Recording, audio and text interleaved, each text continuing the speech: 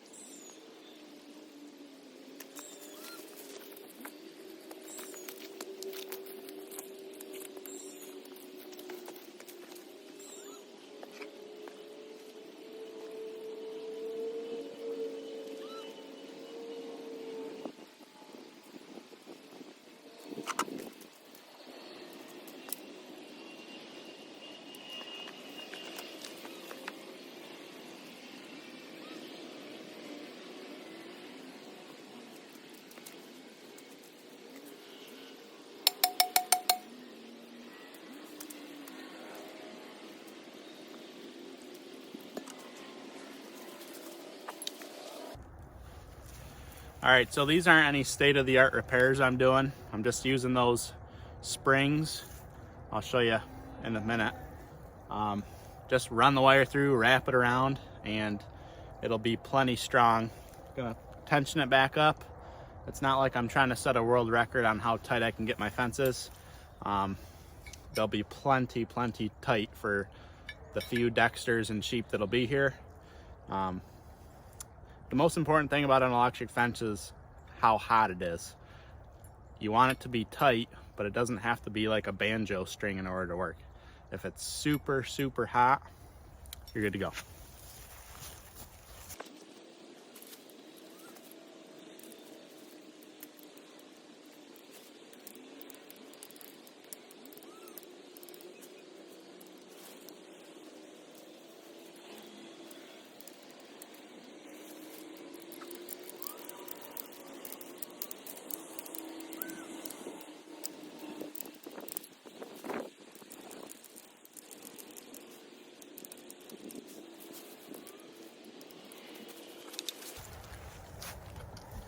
Now that being said, my fences are all still pretty tight, I would say. Don't know how tight, but that's good enough for me. And at the end of the day, these yellow clips, those will be your weak points. So if you're really cranking on it, any elevation change puts a lot of stress on those and they'll just blow apart. I got quite a few around here where it goes peaks and valleys, up and down, that you put a lot of tension on, they just snap off. So I'll have to loosen those up a little bit. Got to put another post in here, but these are what I'm using. The reason I use these is just to give me a little extra length, and I had them laying around. They take up some tension, so if you do crank it down, it kind of gives a little absorption. But yeah, I just literally wrap the wire around. This is all the tension that'll ever be on these things, and it's plenty good for me. Yeah, don't overthink your fencing.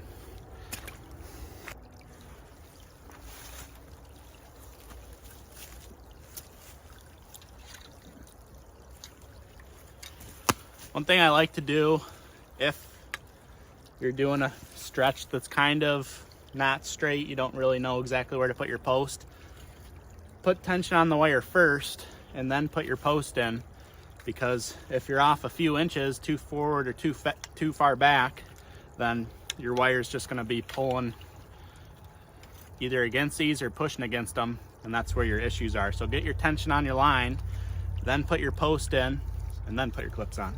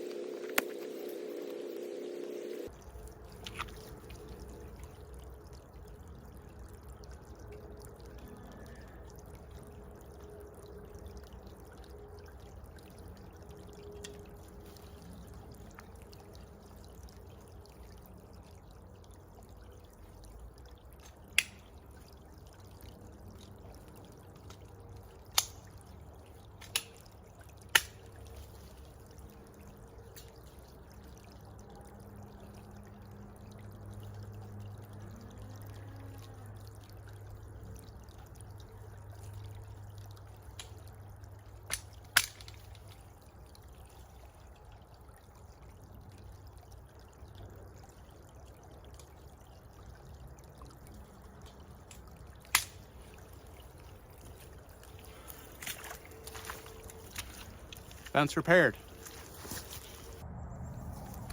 All right, so up here at the top of the first property, I don't think we've ever really gone beyond this gate on the YouTube channel.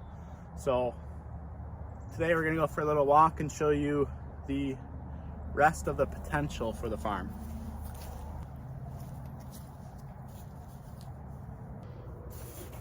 So originally I wanted to put pigs in here to get rid of all this undesirable.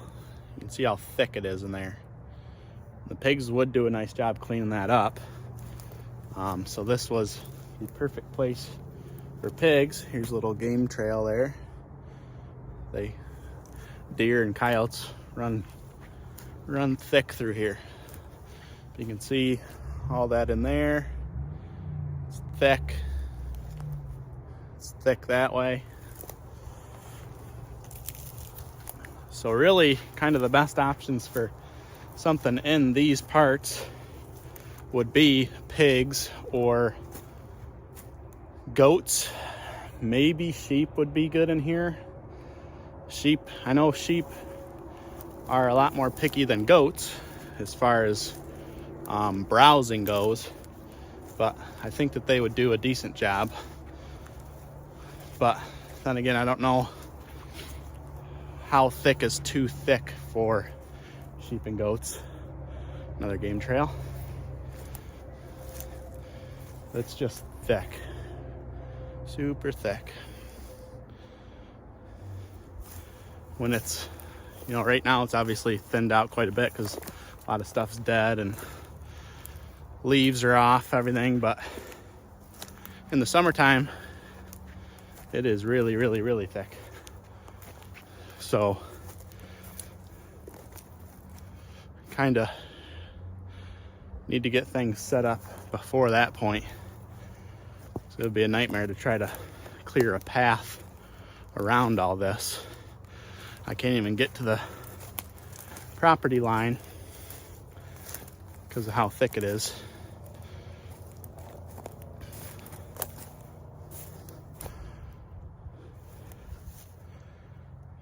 It's thick up here. It does clear out a little bit. This is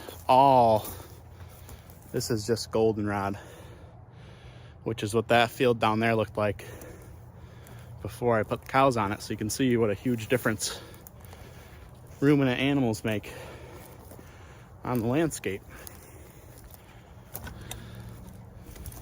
Get to the clear part here.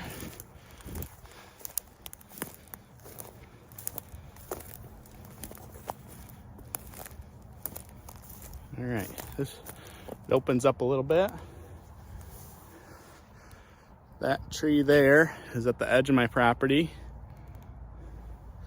That tree way up in the corner there, that's a corner. Then it goes up and around to where those big trees are, get real thick over there.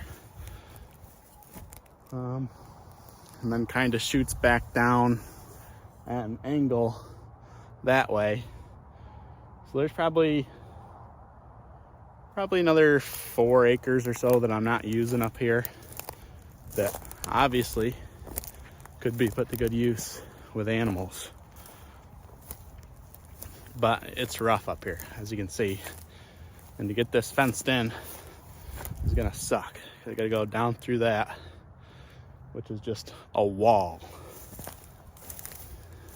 But it can be done. All right, so we made it to one of the property lines.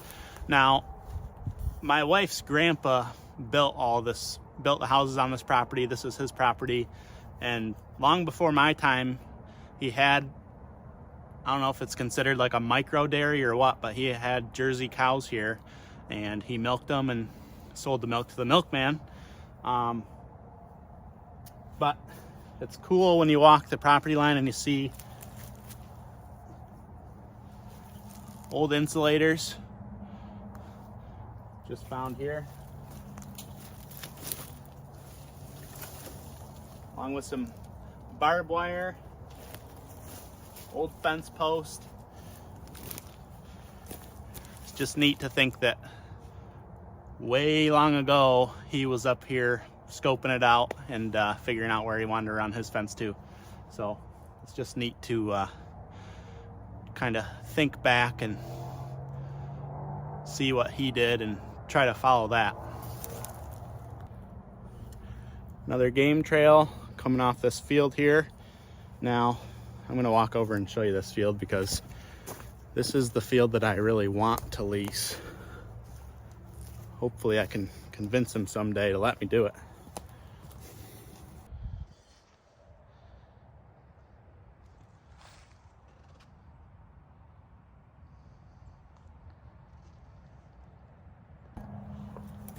That field's probably another 5 or 6 acres, and you know, it's just a few steps away from my property line. And it used to be, I believe that was a cornfield at one point, but now the guy just mows it a few times a year, and I have not yet been able to catch him when he's outside. His house kind of sets back, and it's not a real easy approach. I don't want to just go driving up to his door, but maybe if I walk out onto his property, he'll come out.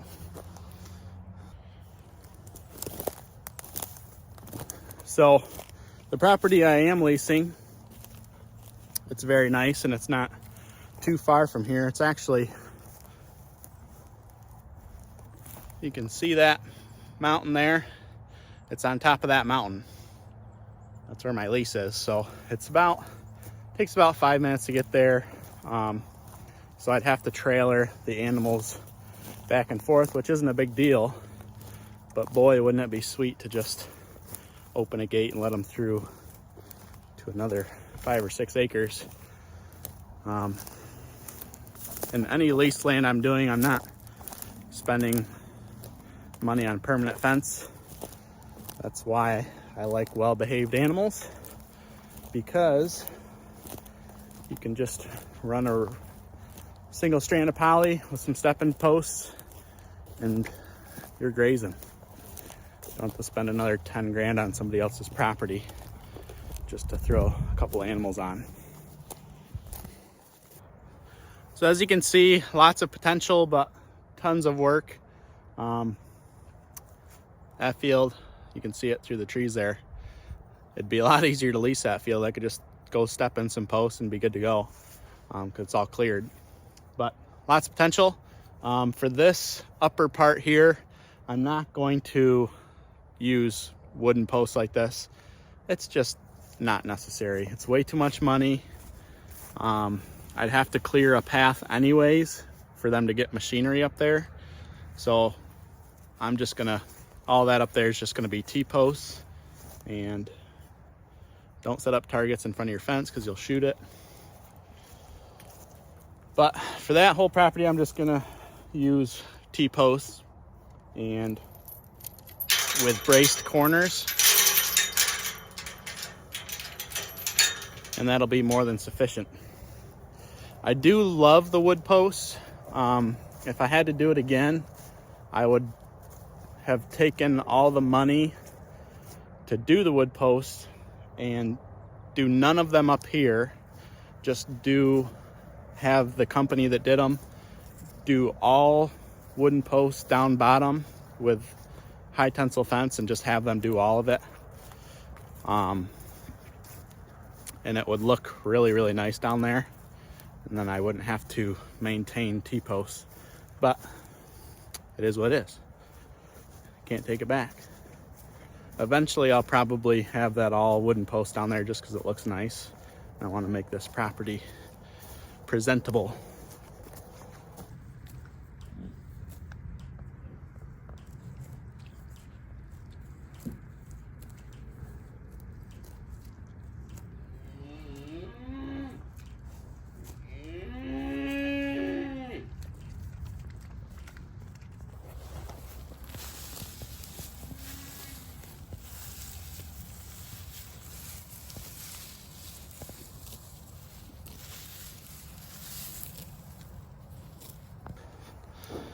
Getting cold out here, folks. Nothing cooler than grazing green grass in February. That paddock's pretty well stockpiled, so I'll let them over there for a while so that they can get some nice green grass. I don't want them to eat a ton of it because they'll might hurt their bellies, get their manure a little runny. So I make them eat hay for a while, then I let them over there to eat stockpile. And that's kind of how I want this entire property to look eventually. That's why it's so important not to overgraze. Leave a bunch of grass behind. Keep the cows moving constantly so that you're always leaving a lot of grass behind so that in times like this, you can have your cows eating green grass. And if you do it good enough, if I stockpiled good enough, I could have been grazing all the way through till now, probably, just with those 3 cows. So yeah, leave your grass long. Don't let your cows just continually graze it.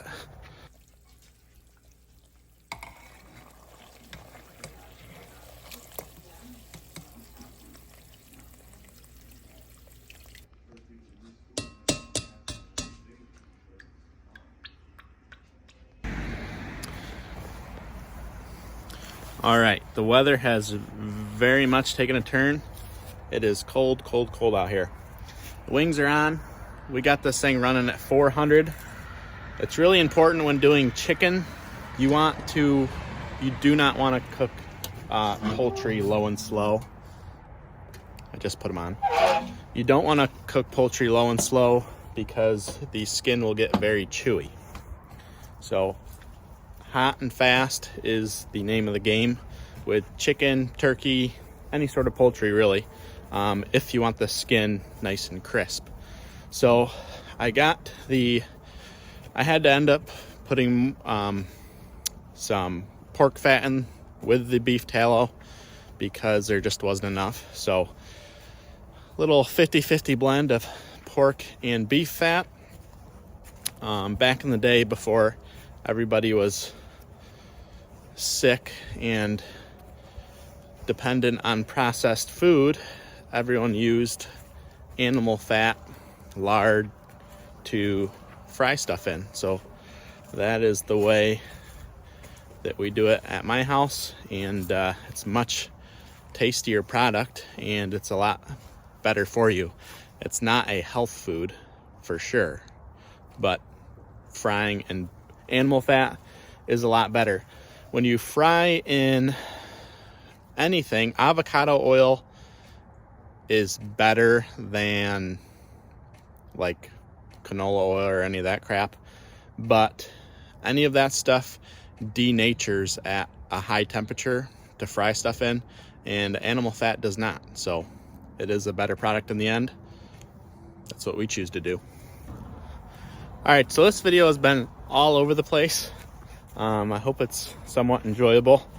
I am going to have to end it off here. I wanted to show the end product of the fried chicken wings, but it's getting late and I really want to get this video out today on Sunday.